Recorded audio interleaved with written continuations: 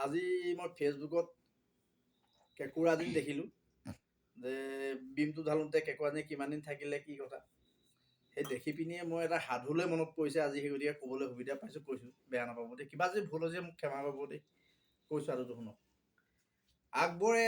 এদিন বীৰবলক সুধিছিল যে ভাৰতবৰ্ষত যিমান ৰাজ্য আছে তাৰ সকলো জেগা ৰাজ্য কেঁকুৰাবিলাক ধৰি ধৰি মাটিৰ কলত তেতিয়া মাটিৰ কলত ভৰাই ভৰাই যাবা আকবৰৰ কথা শুনি আৰু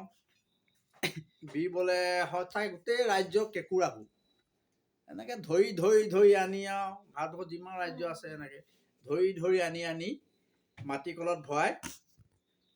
মুখখন মানে বান্ধি বান্ধি থৈ দিয়ে যেনেকৈ আমি গাখীৰ দৈটো বান্ধো যেনেকৈ কলপাত তেনেকৈ বান্ধি বান্ধি থৈ দিছে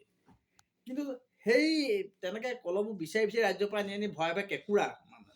এই কেঁকুৰাবোৰ ভৰাই ভৰাই থৈ দিয়ে তেতিয়া মানে এটা কলহ তেওঁ কেঁকুৰা ভৰাই ঢাকনা নিদিলে তাৰপৰা সেইমতে থৈ দিছে আৰু গুদামত থৈ দিছে তেওঁ সেইমতে আকবৰ আহিলে সম্ৰাট চাবলৈ ৰজা আহিলে তাৰপৰা কলহবোৰ এনেকৈ চাই চাই গৈ আছে বীৰবলে দেখাই দেখাই গৈ আছে এইটো সাধু দেই বহুত পুৰণা দেউতাই কৈছিলে আগতে মোৰ দেউতা ময়ো কিবা হ'ল এতিয়া স্বৰ্গামী হ'ল তেওঁ কৈছিলে সাধু সেই সাধুটোৰ কাৰণে মই এতিয়া আজি কেঁকুৰাজনী দেখুৱাৰ কাৰণে মই কথাটো কৈছোঁ আপুনি শুনি লওক তাৰপৰা এনেকৈ বীৰবলক সুধি গৈছে আৰু মন্ত্ৰী হয়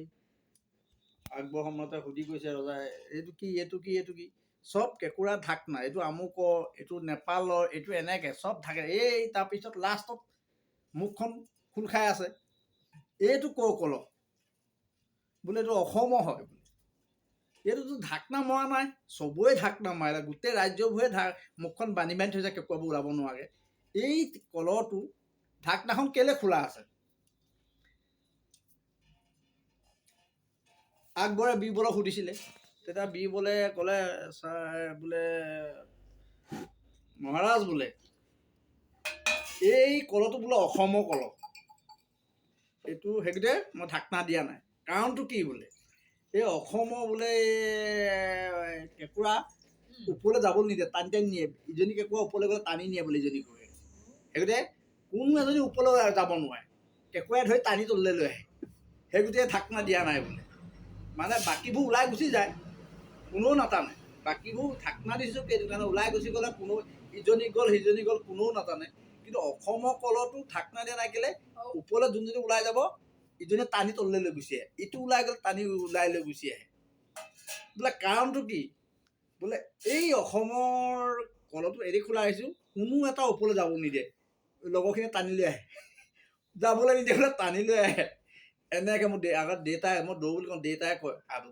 মোৰ বোলো কি অসমৰ মানুহখিনি কোনোবা ধনী হ'লে এনেকৈ টানি আনে কোনোবা ওপৰলৈ গ'লে পুহি বেছি হ'লে এনেকৈ টানি আনে নহয় এনেকৈ কয় বোলে অসমৰ মানুহবোৰ বোলে এনেকুৱা কেলৈ ওপৰলৈ কাকো যাব নিদিয়ে টানি আনে কিন্তু বেলেগ দেশত যাবলৈ দিয়ে সেই গতিকে গুচি যোৱাতকৈ ঢাকি থৈছোঁ কিন্তু অসমত যাবই নোৱাৰে ওলাই পেলাই দিয়ে টানি ইজনীয়ে ইজনী ওপৰলৈ গুচি গ'লে টানি পেলাই দিয়ে সেই গতিকে এই ঢাকনা দিয়া নাই তেতিয়া কৈছে বীৰবল আকবৰে সঁচাকৈ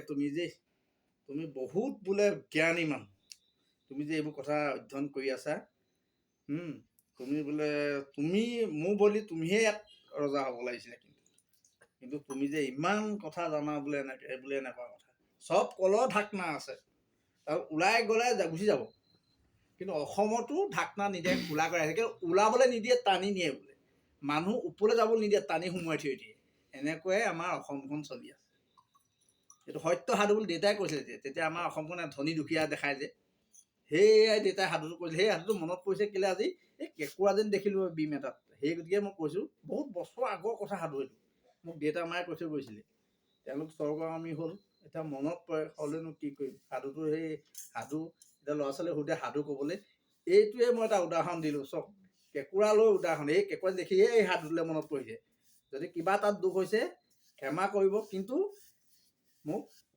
এই চব ঢাকনা কেঁকুৰা মাটি কলহ আছিলে তেতিয়া মাটি কলহ এতিয়া ল'ৰাবোৰে চিনি নাপাব তেতিয়া আমি চিনি পাওঁ বাৰু ভৰাই ভৰাই যায় ঢাকি থয় মানে গুচি যায় ওলাই ওলাই কোনেও নধৰে কিন্তু অসমত কেঁকুৰা খোলা তাৰমানে কেলৈ যাবলৈ নিদিয়ে টানি আনে এইটোৱে ইজনী গ'লে টানি আনে ইজনী ঠেং ধৰি টানি আনে সেইটো আগৰ আকবৰৰ